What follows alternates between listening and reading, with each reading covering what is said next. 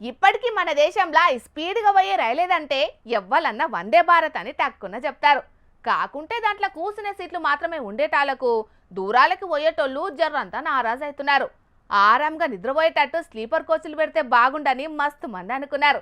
ఆ సొంటల్లో ముచ్చట్లు ఇన్నట్టున్నది సెంట్రల్ సర్కారు. ఆ లోటును తీర్చే పనుల పడ్డది. వందే భారత్ స్లీపర్ రైలును తయారు చేసిండ్రు. చూడుండ్రు ఎట్లున్నదా. వా, షాందార్ ఉన్నది కదా రైలు బండి. విమానానికి ఏం తక్కువ లేదు. శంకున మెరిసిపోతున్నది లోపటంతా.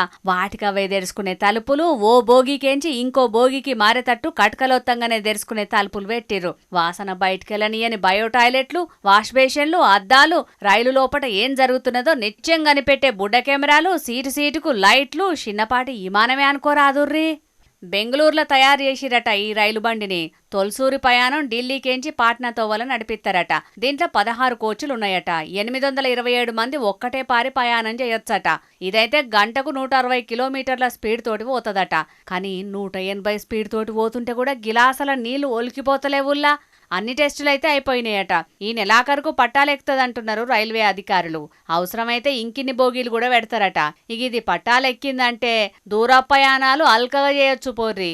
వీటి టికెట్ ధరలు ఎట్లా పెడతారో గాని గా తేజస్ బండి లెక్క పిరం పెట్టొద్దని ఒక్క తిరుగా అడగబట్టిర్రు దూర ప్రయాణాలు చేసేటోళ్ళు. అట్లనే జనరల్ బోగీలు కూడా పెట్టి ఎక్కువ మటుకు పేదలు చేసే రైలు ప్రయాణాలను ఇంకింత దగ్గర చేయుర్రని ఓరబట్టిర్రు ఇంకొందరు జనాలు. మరి పువ్వు పార్టీ సర్కారోళ్ళు ఏం చేస్తారో చూడాలి గాని ఈ రైలు గాడి షాలైనాక రైలు లోపట సెల్ఫీల కోసం ఎగబడి తిప్పలు తెచ్చుకునేటోళ్లను ఎంతమందిని చూడాల్సి వస్తుందో పోర్రి.